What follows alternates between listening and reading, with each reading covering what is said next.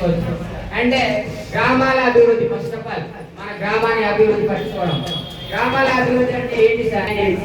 So ఇవన్నీ కూడా మాకు అన్ని సదుపాయాలు ఉన్నాయి సార్ అన్న గ్రామస్తులు ఏమైనా ఉంటే చేతున్నారు సార్. ఏది లేదు అనుకుంటా అన్ని సదుపాయాలు మాకు ఉన్నాయన్నమాట. ఉన్నాయి సార్? లేవు.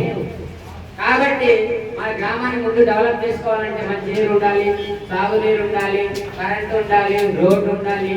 అన్ని విధాలు మనకు సౌకర్యవంతం ఉన్నప్పుడే మన గ్రామం అనేది డెవలప్ అవుతుంది. గ్రామాలు డెవలప్ అవ్వాలంటే మన పంచాయతీకి నిధులు అనేది వస్తున్నాయి సార్. కానీ ఆ పంచాయతీకి మనకి సంవత్సరానికి ఎంత నిధులు వస్తున్నాయి మన గ్రామానికి అనే విషయం కూడా మనకు తెలియదు, తెలుసా? అదే తెలిస్తే ఈ రోజున నువ్వు వెళ్ళి ప్రశ్నిస్తావు, మన పంచాయతీకి మన గ్రామానికి ఎంత నిధులు వస్తే ఏం చేశారని ఒక సర్పంచ్కో లేదంటే ఒక ఎమ్మెల్యేకో నువ్వు వెళ్ళి ప్రశ్నిస్తావు. కానీ అక్కడ మనకి ఎంత నిధులు వస్తున్నాయి, ఏం ఖర్చు పెడుతున్న విషయం మనం ఎవరికి కూడా తెలియదు. అంటే ఆ దాన్ని బట్టి చూసినట్లయితే మన గ్రామాల్లో డెవలప్ కావట్లేదు, అవి డెవలప్ చేసుకోవచ్చు.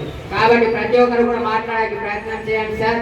ఎవరు ఫస్ట్ నుంచి మాట్లాడిన వాళ్ళు కాదు, కొద్దిగా నేర్చుకుంటూ ముందుకు వచ్చి మాట్లాడే పరిస్థితి మనందరికీ ఉంది.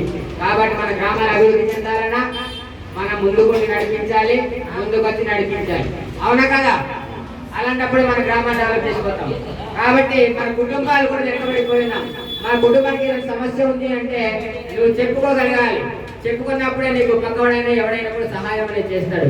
నువ్వు చెప్పుకోలేకపోతే నీ కుటుంబానికి ఏ సమస్య ఉందో ఎవరికి తెలియదు. కాబట్టి అదే విధంగా మనందరం కూడా ముందుకు ప్రయత్నం చేద్దాం.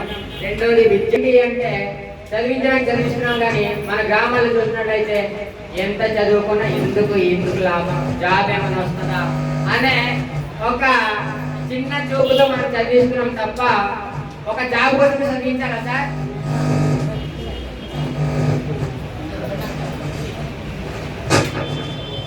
ఇప్పుడు చదువుకోవాలి అంటే జాబ్ కోసమే చదువుకోవాలా? చెప్పండి. నాలెడ్జ్ కోసం చదువుకోవాలి సార్. నీకు జాబ్ వచ్చినా రాకపోయినా నీ జ్ఞానం అనేది వస్తుంది. మన పిల్లలకి జ్ఞానం అనేది మోస్ట్ ఇంపార్టెంట్. ఈ రోజుల్లో మనకి జ్ఞానం లేకే మనం ఎక్కడికి వెళ్ళలేకపోతున్నాం.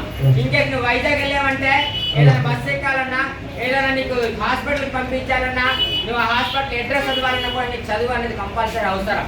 ఆ చదువు లేకపోతే నువ్వు ఆ హాస్పిటల్కి వెళ్ళలేవు, నువ్వు ఆ బస్సు అనేది ఎక్కలేవు. ఈరోజు మన గిరిజన ప్రాంతాల్లో అదే ఉంది. మన కేజీస్కి వెళ్ళినా కూడా కేజీస్కి వెళ్ళి పలానా మెడికల్ షాప్కి వెళ్ళేసి నువ్వు ఒక మెడిసిన్ కొనుక్కొని రమ్మంటే కూడా కొనుక్కోలేని పరిస్థితుల్లో మనం అందరం ఉన్నాం. కాబట్టి ఎవరు కూడా మరి విద్యని ఇప్పుడు మనిషికి 2 కళ్ళు అంటే విద్య అనేది 3వ కళ్ళు అని మన పెద్దలు చెప్తుంటారు. కాబట్టి ప్రతి ఒక్కరు కూడా ఈ విద్యని బలోపేతం చేసి మన పిల్లలకి ముందుకు తీసుకెళ్లే బాధ్యత మనకు ఉంది. కాబట్టి